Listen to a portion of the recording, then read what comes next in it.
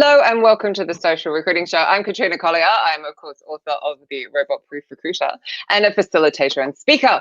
I'm, of course, joined by my gorgeous co-host, the talented talent acquisition professional, the one, the only, the amazing Glenn Martin. Hola.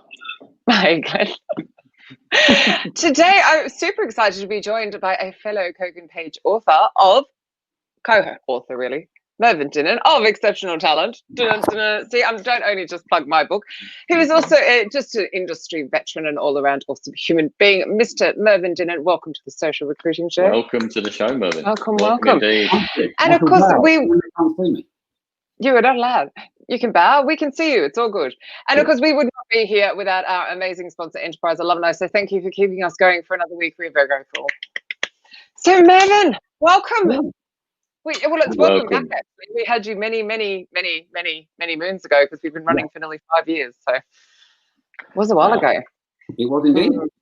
Plenty of time, plenty has happened between now and then. But for those very few individuals that don't know you, Mervyn, which I re-emphasize, very few, just tell us how you got into it. Tell us how you got into recruitment. I got into recruitment. I was originally an accountant. I trained to be an accountant. Wow. I didn't know what to do when I was at school, and and basically the careers advice I got was, you're good at maths, you got an A at A level, your dad's an accountant, why don't you become an accountant? I said, oh, okay, good idea. So I trained as an accountant, qualified as an accountant. I was bored stiff pretty much all of the days I was doing it. Absolutely.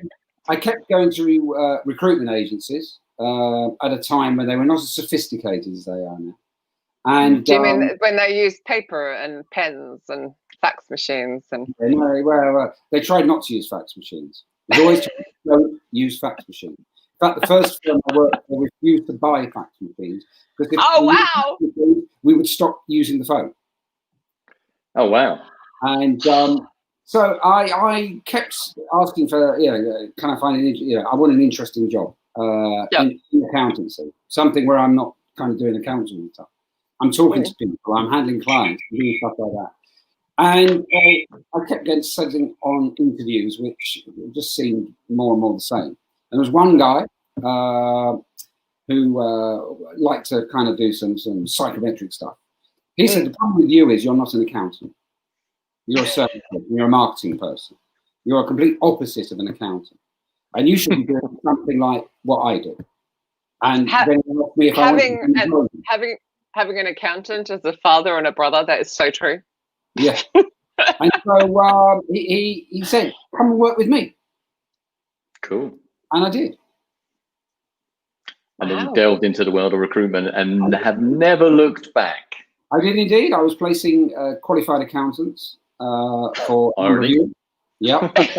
And then slight shift. I was placing, well, what we call rec to rec. I was placing recruiters. And then I suppose I moved more into sales and marketing, and I ended up doing HR and HR recruitment and more consultatively. So talk to HR people about their teams, kind of recruitment strategies, this, that, and the other. And it gradually morphed. I discovered social media and started building a network of HR people in the UK, US, and recruitment. Yeah. And the rest is history. And that was like 2012 or year before that for Twitter and the like? Twitter was 2009, January 2009. As the marketing manager of the firm where I was, a guy called Brandon James, I will give a shout out to. He said they were looking for an experienced recruiter to try out Twitter to see how we could use it to build up a network and stuff. And he said, you know the most people, you're doing HR, so that's a good community to start with. And it was, play around with it, see what you think. And after about 6 weeks, I was going back to him saying, just not interested. I just can't make this work. Yeah. And he said, persevere. And 3 weeks later, Louise Triance, I don't know if I can name others. Yeah. Oh, yeah, name drop away. Yeah. Louise sent out her weekly UK Recruiter newsletter. I've been talking to Louise on and off since 2001. And she had a thing, recruiters who tweet. And there are about 50 names in it, with a very helpful follow all button. And I thought, well, what I knew some of these. There were people there. One person there I worked with 27 years ago, so I thought, well, let's see what they talk about. And kind of 3 weeks later, the wife notices, what are you doing? It's like, midnight. What are you doing on your laptop? Oh, I'm talking to some HR people in America about some really interesting employment law thing. And it went from there. Wicked. I'm glad I joined Twitter way back, not that quite that early, but back then, because I think the network developed from that has stayed. There's quite a group of us, isn't it, that regular users, and I think it's really hard to get on it now and really make it as successful. And fast forward to current day, Mervyn, writer, blogger, commentator on the world of recruitment. I think it's fair to say that you are a known voice within our community. Thank you for saying that. If anybody thinks I'm having a Gwyneth Paltrow meltdown, I've got quite bad hay fever at the moment, and I've got a fan on me as well. So, I thought it was because you haven't seen me in years and you've missed me. That as well. Mind you are really cheeky, because I was meant to get a big bear hug out of you at the HRD summit earlier in the year, and you disappeared early. I had to. I was doing I had to go off and do a session to HR people up in Manchester. On notice. So, show topic. What are we talking about today? Oh, what are we talking about today? That's a good question. Sorry, I just want to shoot a fat with Mervyn about me. Sorry. Talent management in a crisis. Okay, actually, could somebody please explain to me? I had to Google what talent management means. We know what the crisis is. What do you think it means, Mervyn? What did you mean by that? Talent management, I suppose I'm looking at the people processes, the part of the employee life cycle from onboarding, from basically everything that happens from actually having an offer accepted right the way through to they want to leave. So it is onboarding, it is performance management, it is development training, it is internal mobility, it is a number of things. So it's the point where somebody becomes an employee. In your mind, there's no argument to kind of sort of say talent management almost starts slightly before that. It is quite literally that point where they're at. It should do, but it rarely does. Okay, cool. It should start. It should start as soon as you've identified people for second interview, because somebody next employee. That tends to be not what happens. So it's like the talent experience relay race. When at the end of the first lap, we've got to hire somebody in recruitment, TA, wants to hand the baton over to HR or L&D, and there's nobody there. They're not ready for the lap because the person hasn't started yet. Because that's the biggest period for ghosting, isn't it? From you're now saying interview 2, but from offer certainly to start date. Yeah.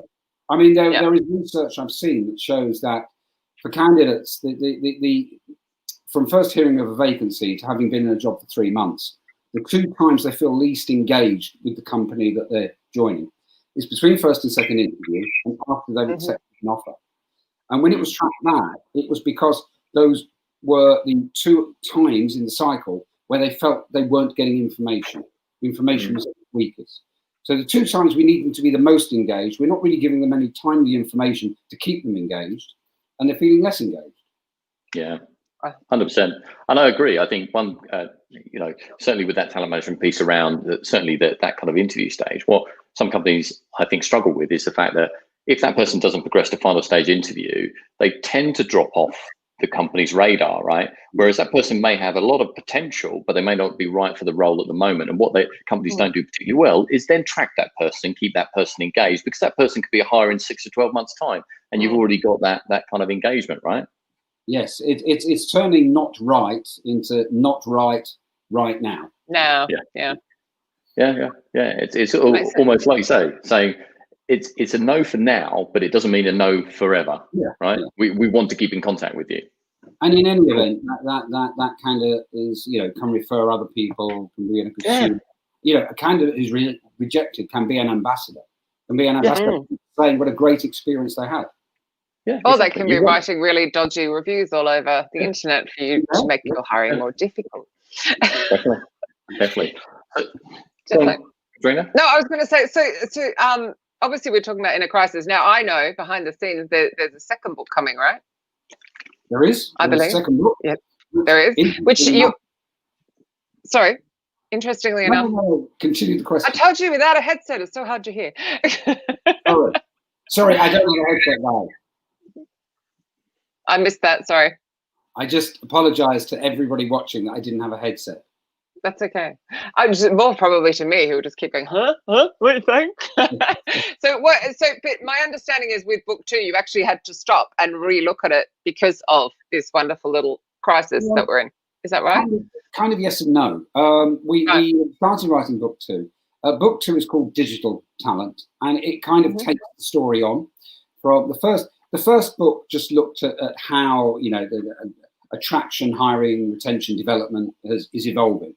And I mean, it was written in 2016, so there were certain things, certain concepts being introduced, like performance management being ongoing conversations, a lot about recruitment marketing, and just the idea for HR and recruitment people to this is what's happening now. Digital talent takes it on to everybody now is digital talent, and how does that translate? What is a digital transformation? What is digital? What are digital skills? What's a digital mindset? If you give people who are not digital people a wholly digital experience, how are they interacting with it? And it gave us a chance to, I suppose, begin to explore topics which are obviously very current now around diversity, inclusion, around flexible working, and we started, and then for a couple of personal reasons to do with health and different things, we had to pause it. So we put the publication date back supposedly till later this year. But was it meant to be Monday? No. I don't think so. Maybe it was. I don't know. Oh, sorry, because Monday is the 1-year anniversary of mine, you see, so I'm just curious.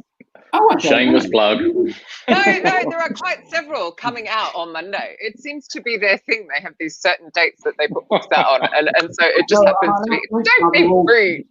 I mean, I know a couple of authors with books coming out on Monday. I don't know if it was Monday or the following month, but obviously, I tried to get confirmation from Mr. Timms, but he didn't answer me. Brittany Jackson, as a job seeker, I can definitely confirm this ghosting engagement piece, such a relevant conversation. Thank you all.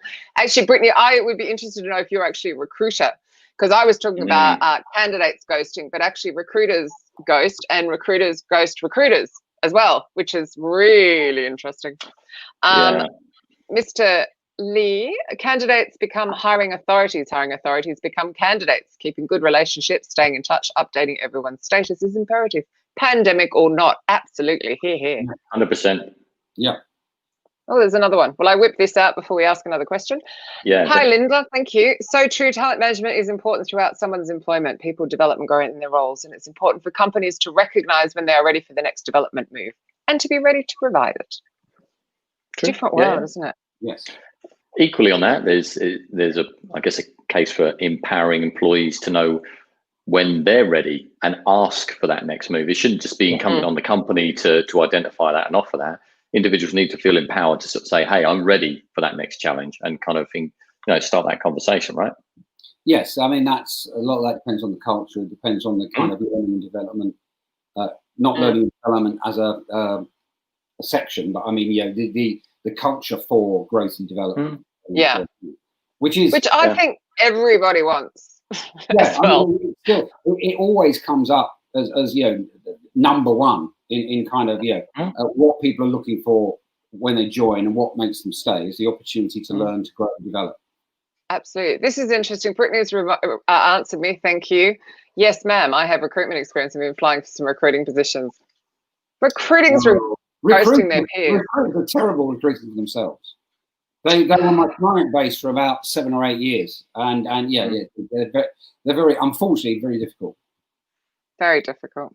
Very difficult. So, talent management in a crisis then. What has changed? Has anything changed? Because I imagine there's companies sitting out there going, well, I can now not look after my staff because there's so many people unemployed. I'll have no problems recruiting. I've heard that a few times. I was in a discussion a few weeks ago, and that was raised as well. Is candidate experience important? Because when we start hiring again, we think of those candidates. And I think I mean, from what I spend most of my time kind of writing, researching, analysing, creating reports and stuff. But there's 2 projects ongoing at the moment, both around this topic. I think that what we're finding is that I suppose a number of things have happened. You don't have, obviously, people aren't in the office. So I suppose if you go back one step, I was involved with the research a couple of years ago where we asked 14,000 job seekers a whole series of questions, and some of them were around remote and flexible working, what their thoughts were. And obviously, there were quite a few things came out. I mean, one of the things that came out, even those who were positive about working from home, say, is that there is a sense of isolation when they're working from home. People wanted to work from home because they could manage their time, their family life, they could manage their time better. But just as many wanted to work in an office so they could keep their home life and their work life separate. Those who had to work more from home said they missed the social interaction, being in a place of work. And so it's quite complex in that way. But at the moment, all the kind of everything that happens, the check-in conversations, the how's it going, the let's review, I need a hand, I need some direction, recognition, is all happening remotely. I was interviewing somebody a couple of weeks ago, and he said, look, if I have to have a difficult conversation with one of my team, we have a chat in the office. I might take them out for a coffee. The thing is, I know I'm going to see them 10, 15 minutes later. I'm going to see them later in the afternoon or something by the coffee. And I can always do it. Look, was that okay? Are you sure? Yeah, and you can see how they're reacting, right? Right. In their body language. And if you're doing it by Zoom, well, if you're not sure how they've taken it, you've then got to email them and ask them for another Zoom chat. In which case, the employer's like, what do they want now? They've already bollocked me. Sorry, language. They already said that I'm not performing what they want, and now they want to speak to me again. So just on that note, Mervyn, we don't have an issue. However, because this does go out on LinkedIn, occasionally some of the LinkedIn police do get a little stroppy if somebody swears on this show, which I think is a bit shit, but I'm just letting you know. Yeah, that's really true, because actually that's exactly how I would take it if I'd already had that, and then suddenly, oh, you want to jump on another, oh God, now what have I done? Like, yeah. And so that kind of stuff is not easy to do. And I think that the kind of... Just Tracy saying, look, it's my favourite face. Sorry, sometimes just the hellos, I just pop on the screen for no reason. Yeah, no, that's great. That's great. There are questions I'm going to get to, by the way. Oh, Joe and JS3, bear with me. So I think that at the moment, I mean, from what I've seen so far from kind of interviews and kind of early survey responses, companies are saying, there's hiring freezes, they've got to make more of the people they've got. They're suddenly accelerating into kind of digital learning. Have they got have they got the information? Have they got the learning people need? It's not. It has to be done quickly. And I think generally internal mobility is becoming more important. It's kind of comment. We need to do more with what we have, and particularly looking to keep people, or to give people that expanded skill set, that expanded capability, competency by giving them challenges. I think is beginning to come through. Which sort of makes sense. Yeah, are you going to flip up some questions? I was going to flick up Joe's question. Go for it. The overall thing I would say is what we're seeing is kind of almost like accelerated digital transformation. Yeah. Because people who are on a journey are now on an accelerated journey because they don't have a choice. I think you're almost answering Joe's question already. So, Joe Morrison, do you think I'm sorry, Joe. We have to do... No, it's okay, because I read them out for the podcast. So do you think the new normal, in inverted commas, is rubbish and people want to get back to the old normal with a bit more flexibility, or simply normal as it was once known? Yeah, no, I don't want to go back to the old normal. I don't know. The short answer is, Joe, and I'm not supposed to say that as a guest, but I don't know. I think... No, of course you're allowed to say that as a guest. You can say whatever you bloody want. I mean, if I'm with an organisation which I maybe I'm not overly engaged with, and this has happened, I'm working from home, and suddenly they're doing lots of the things I wanted them to do. Part of it might be actually, I like them a lot more, and part of me might say, so it's taken a pandemic where the business I work for is losing money and everything, and for them to like me. So I mean, it could go both ways, but I mean, I think engagement like that can be fickle because the micro experiences of it's not just all employee experiences; those micro experiences, the 100, 200 things that happen on a daily basis. That's important. From everything I'm seeing, though, I think most people want to go back to like a hybrid where they can work from home and they can work in the office, rather than I must be. Yes. From the little polls that are like people voting and giving a heart or whatever. I know, but I mean, some people watching who are recruiters, who are TA people, are recruiting for businesses where their employees can't work from home. They do jobs where of course. So it's again. We're in the knowledge worker space. We're very lucky that we can. Is it? I mean, this whole kind of talk about the new normal, the old normal, etc., etc. Isn't it just kind of? Aren't we just progressing to a state where we're dealing with the environment around us? So therefore, we're having to adapt. It's really that simple, right? Whilst I think there is some kind of security, which is possibly what people are trying to seek. It's that security, right? That foundation, because obviously there's been a lot of change and disruption over the last 3 to 4 months. So this whole reference of going back to the way we worked, well, that's, we've seen the opportunities open to us about more kind of flexible working. So this whole new normal, old normal, that sort of thing, we are where we are. We've been shown opportunities to, change the way that we work. Let's embrace them and move forward, right? Because it doesn't appear as though COVID's going anywhere anytime soon, right? This is not going to disappear in the next couple of weeks. We're already seeing spikes across certainly Europe. Certainly the US is continuing to track in one direction. And the UK. Yeah. So I think we've got to, just be realistic about where we are and how we can approach this going forward. I think so. I mean, about 7-8 years ago, you couldn't go to a conference where the keynote wasn't talking about VUCA, and everybody we all laughed and scoffed. But VUCA's kind of here. It's complex. It's ambiguous. It's uncertain. And I think that what a lot of people overlook is the financial side. But this is a health crisis. It's not a financial crisis. It's not an economic crisis. It's a health crisis, and it's personal. And we might say we want people to come back into the office, but what are we going to say to employees who don't want to, who don't feel safe on public transport, who maybe have an elderly relative who they see, or elderly neighbours? They don't want to risk catching it and passing it on. It has to be a very personal thing. If we go to certainly this will go on and on, probably for 2, 3, 4 years, certainly until there is a workable vaccine found and available to all. Then who knows if this might mutate into something else afterwards. So we've come up, we've come against something that's completely complex and uncertain. We don't know which way to go. At a time when we were probably all a bit settled into kind of this is the future of work. This is what's going to happen.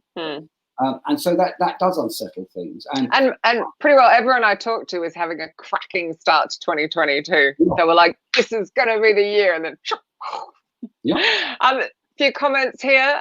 Debbie Easterday. Hello, Debbie. Hey, I'm Debbie. talking to more and more candidates who only want to work remotely now and who are looking because their employers are trying to go back to the in-office normal. Interesting. That will be an issue. Yeah, exactly. I just think, this kind of, because at the moment there's still a level of kind of ambiguity around where the employee, what kind of sway or say they have about if they're requested to come back into the office. Now, some companies have really been great. They're like, look, you don't need to return until 2021. Don't even worry about it. Some companies are like, well, the government's guidance says, you can return as long as we do our kind of COVID assessment and due diligence. You're kind of good to go. And I just wonder what power does the employee feel like they have to say, no, I just don't want to. And then, kind of how that conversation goes on. Not much. I think that, I mean, certainly in the UK, I know that we're being watched and will be watched by people from different countries. I think all over. In the Judging UK, by the chat channel. In the UK, we are going to hit some kind of a wall, I think, at the end of October when the furlough scheme ends and people being furloughed and gradually being brought back on part-time working probably start to be made redundant. what happens after that, then we get into what will happen with a lot of candidates. You will find some people who were very keen to find something quite quickly. And companies, I suppose my concern is that organizations, particularly those who need talent, will say, I've got an idea here. Yeah, people are leaving companies because they're being forced to go back to the office. We'll say everybody can work from home. Everybody can work remotely. And then, of course, 6 months later, actually, no, we need you all back in the office. So I think that, but if companies like Buffer have actually always had their staff working remotely and it's been fine, depending on skills, obviously, we're talking knowledge workers again. Is it really? Because actually that leads quite into Alex Moore's comment. Jayashri, I haven't missed your comment. I will get to it. What has yet to be determined is what impact full-time virtual working has on an organisation, culture, engagement and loyalty. So I would argue Buffer has had no problem with it. Yeah. So there's a case study straight away, right? Buffer have always been remote. There's a case study. There's a blueprint, right? Well, Buffer have always been remote. We need a case study of somebody, of an organisation who were never remote and suddenly were all remote instantly. So it's kind of where you've evolved as, everybody joining knows they're always going to be remote. It's different to joining a company, being involved in work where you are used to doing it in an environment where you have people around you, those interactions and stuff that you have, where they're suddenly taken away from you. That we don't really have the case study on that. No, I love Sinju's comment, benefits of the new normal, no commuting. I agree. The traffic's getting heavier. It depends where you live. I mean, that's a big thing in London, and I'm talking to you from London. But I mean, I think Sinju's in India. In other parts of the UK, that's not such a big issue. Definitely. A lot more drive to work. So are you saying, Mervyn, it's kind of incumbent on kind of employers to really look at how remote working has kind of impacted the business, teams, productivity, et cetera, as opposed to just trying to get back to some sense of how things were? They really do have to take the time to assess what this has meant for their business and not just the bottom line, right? The profit element. Yes, definitely. What it's been for their people, I mean, they might find that people are more loyal, more engaged. They've had access to learning that's been fast-tracked that they wouldn't have had anyway. Sometimes in crisis, things happen. I know sometimes, like in wars, historically, the technological advances that are made during a period of 3-4 years for obviously, not nice reasons, suddenly pay off in other areas afterwards. So there could be an element of that, and they might, if this goes on, as I suspect it will. I know companies are beginning to say, coming October, we want people back in the office. And I was talking to somebody a couple of days ago, and he said it's going to be 2 days 1 week, 3 days next week, 2 days, 3 days, and that's how it's going to be shuffled with people on rosters that tie in with that and counter it. I think that's fair. I love Audra's comment here, which is, I'm not going anywhere near a train or a tube until there is a vaccine. Yeah, exactly. Fair. I went to the post office earlier to send some books, and actually one is going to somebody who's watching for the first time, who's not expecting one. And people in there were 5 people in there, only one had a mask on. That was me. I know 2. Sorry, 2 of us had masks on. Dreadful. Alex, yes. Okay, I agree with this. For individuals that live in houses or large flats working from home, fine. But for those living in shared flats or bedsits, not so much. Also, many younger workers, the social life is a big part. Yes, I would agree with you. Specifically today when it's 35 degrees and I have to have my window shut, otherwise I can't hear the show.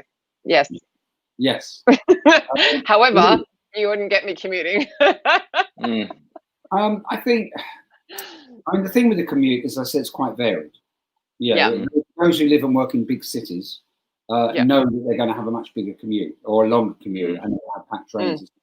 People who don't, may work not rurally, but I mean in smaller towns and stuff. It's different. They tend to drive to work, or their journey into work is quite different.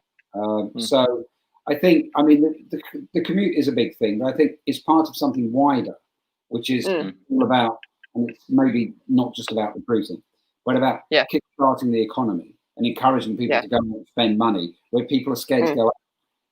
So I think people are concerned about spending because they've done some crazy things here in the UK, haven't they? Like the stamp duty thing that stopped everyone buying. They're all holding off until that comes through. And then I do think because of the October thing, people are scared to spend money. I'm going to put this on a question that's a little bit more on topic, if that's okay. Because we've gone off on one, of course, as we do. Jayashri, hello for tuning in, one of my mastermind attendees. How do you measure success of talent management or the return on investment of talent management? And I'd throw in a crisis to keep it.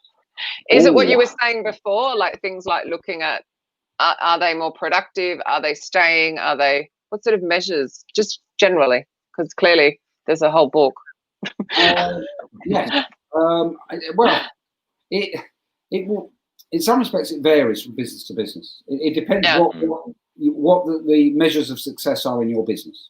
So, if the HR in business might measure retention. They might measure productivity. They might measure a number of different things. So I think that there's no one size fits all on what success looks like.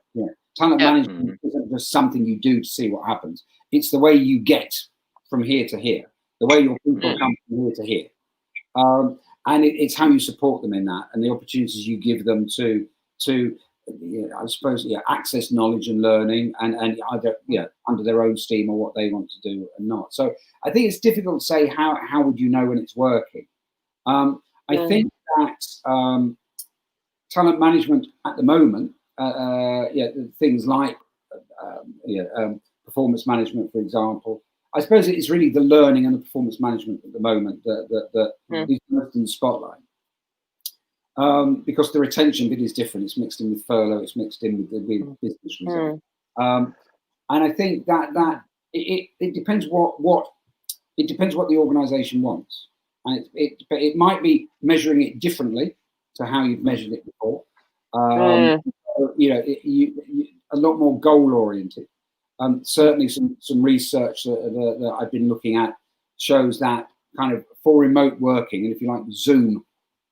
Talent management, goal setting and things is fine. Things like goal setting and kind of establishing learning programs and kind of development plan is okay. It's the one-to-one interactions, performance management, and capturing feedback and not really understanding how well it's gone down and not necessarily understanding how engaged somebody is from a Zoom call. Those are the kind of things that I think harder to measure.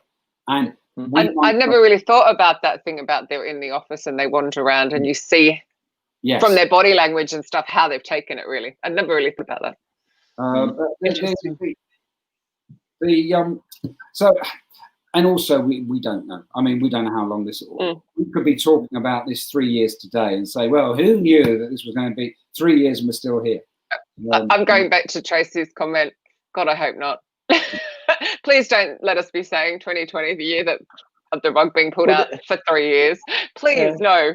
She and I both we're all freelance. We don't want that. No. Yeah, Tracy makes a point there, right? Which is, at the moment, would you blame a company for just retaining and maintaining their staff as opposed to continue to invest in their staff in terms of upskilling? So, if you're, the profit motive is kind of like, okay, our profit margins are massively being hit. The best we can do at the moment is retain and maintain our staff. We're sorry, folks. The rest of 2020, we can't invest in you, your learning, or anything on those lines. Would you think that's fair for a company to say that? I suppose some might. I suppose there are people saying that at the moment. I mean, I would go back to the fact that it's the opportunities to learn, develop, grow, achieve is what keeps people in businesses and makes them want to work for them. So if you pull that rug, at the moment, people don't necessarily have anywhere else to go.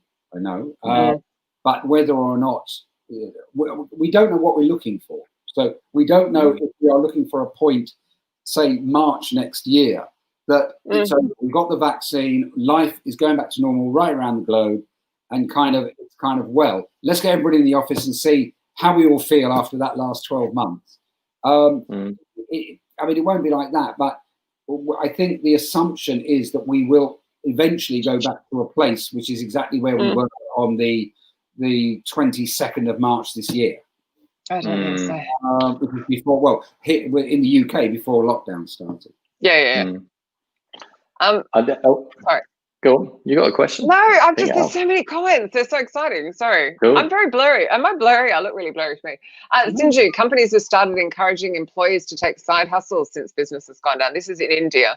So referring to startups in Kerala. How interesting. Kerala. Yeah. Kerala's a beautiful place.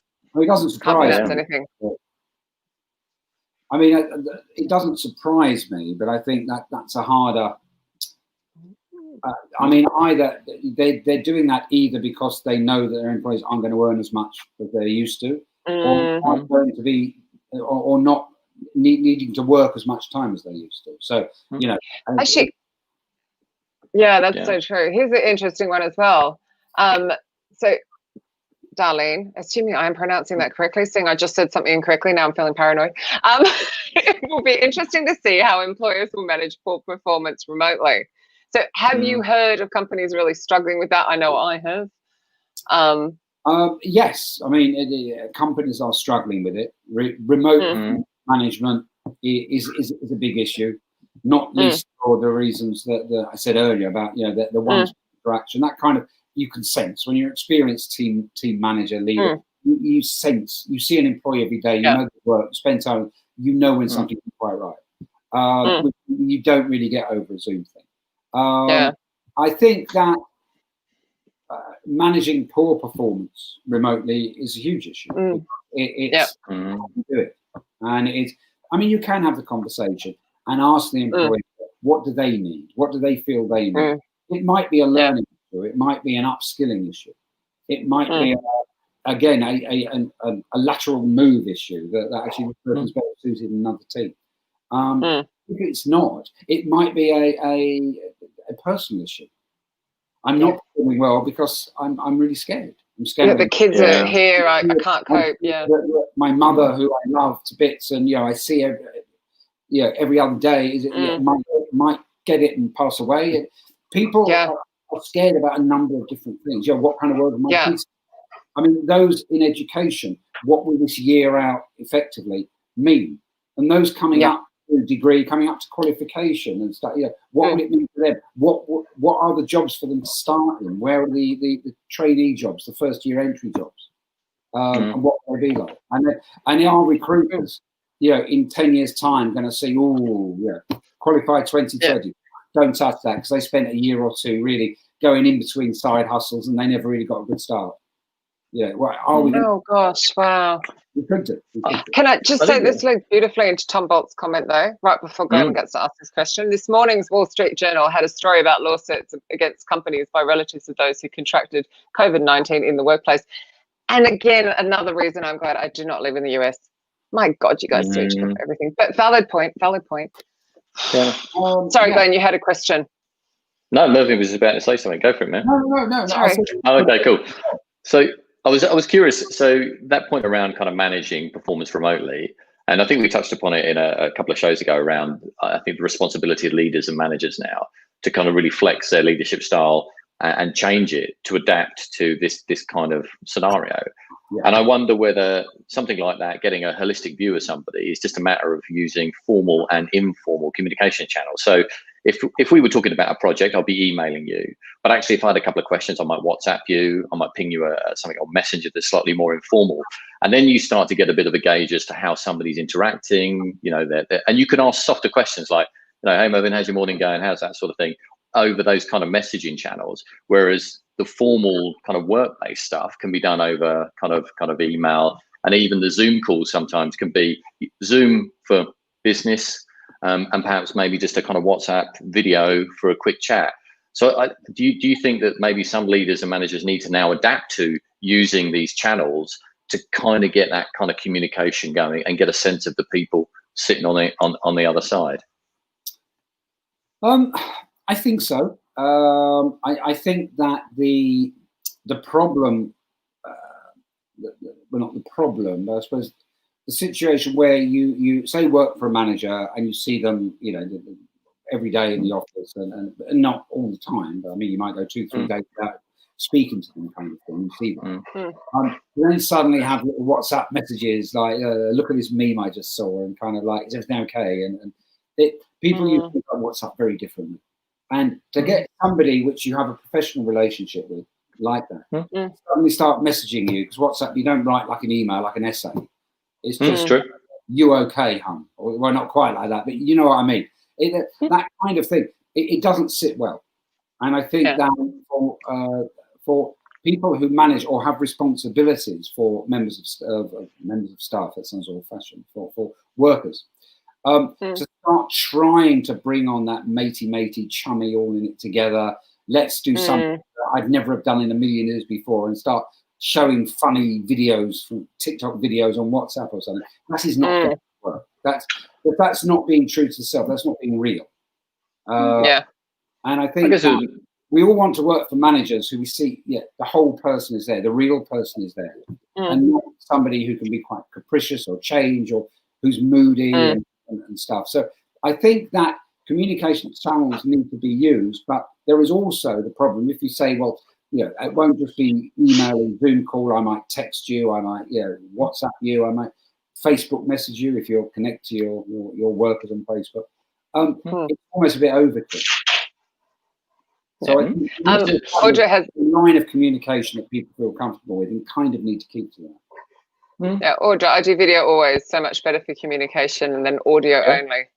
Yet all she ever sends me are text messages. Damn it. Yeah. Well, I guess the point I'm making, Mervyn, is absolutely. You don't want to go from one kind of form of communication with an employee to a complete overkill on the opposite. But actually, what I'm trying to say is kind of, wouldn't it be advantageous to try and use some of these kind of different channels if you've got no other option? If you're not going to see that person in an office, you've kind of got to find ways to build a different communication network, right? So I agree. If a hiring manager that I had limited contact with suddenly sent me a meme or some videos shared, I'd be like, oh, okay, a little bit too far. But actually, as a kind of formal way of just having an ongoing conversation as opposed to a back and forth email, might be quite useful. Maybe as a group more. Maybe it's a team-based thing. Yeah, I mean, it's once you start doing that kind of short messaging, then you don't know how it's read by the other side. It's like you've WhatsApp conversations with people you're close to. I think, oh, they seem in a bad mood today. They're quite short. And we've got people working at home under pressure. They might work at home, partner might work at home, they might have kids. They might have a cramped space. Like, there's a flat. I know the people opposite me.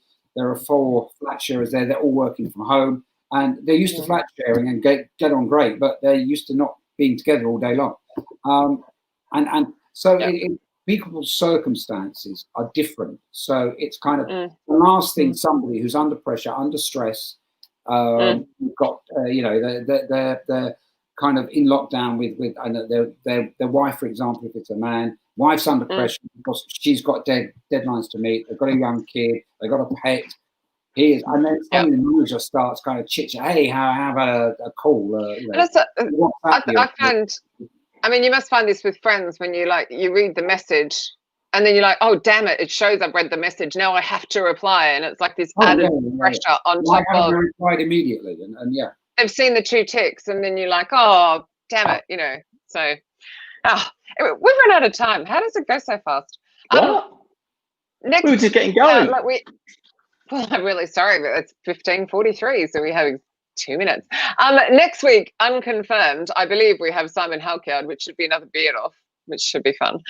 Coming to talking about the relationship between hiring managers. The topic is hiring managers are not our clients. Now, I need to triple confirm that he's coming on, but that would be amazing to have that conversation. I watched that because the last research paper I published was about hiring manager relationships. Cool. Oh, I need a copy of that then, between now and next week. Yeah. Let's throw a curveball in. Final comment before we disappear. So, Mr. Hello, welcome to the show. There is too much of a hype about the new normal in organisations and employee and how much they are benefited from it. My question is, are the companies actually benefiting from the new normal, or are they just waiting for the old normal to be there? Actually, we did chat about that a bit earlier if you tuned in late. And we were sort of saying, actually, it's quite unknown and needs to be measured. Yeah. So you'll have to pop back about a half an hour in the show. I think that's about when we were talking about it, about 15 minutes in. I'm so sorry if anyone's hearing the noise next to me. My flatmate, who has lost his spatial distancing, is currently trying to get a harness on Banjo. He's not having it. It's quite funny. Mr. Dinnen, thank you so much for joining the Social Recruiting Show. Mervyn. And for sharing your wisdom. If you have not got a copy of Exceptional Talent, it's second only to my book, so definitely go and grab yourself a copy. When is the new one out? I think it is due Sorry next to do that. Sorry. It is due next April. April. April 2021. April 2020. Imagine that'll be here before we know it. Well, so we're looking forward to that. Had we written it and published it earlier this year, it would have been out of date now. So whilst this book isn't going to be, the COVID-19 playbook, it's going to be the accelerated digital COVID-19 playbook. It's the accelerated digital transformation playbook. I really do wish it was the COVID-20. It's just so wrong being called COVID-19. It's too confusing for my little brain. Anyway, thank you for all of your questions, everyone that's joined us. We shall be back at the same time next week, which is what time, Glenn? It's 3 p.m. UK time, Katrina. Nobody else finds that joke funny except us. 10 a.m. Eastern, and hopefully with Simon, and we shall see you then. And again, a huge thank you to Enterprise Alumni for keeping us going. We are very grateful. Mervyn, thank you again, and everyone have a brilliant weekend. Bye. Thanks, everyone. Bye.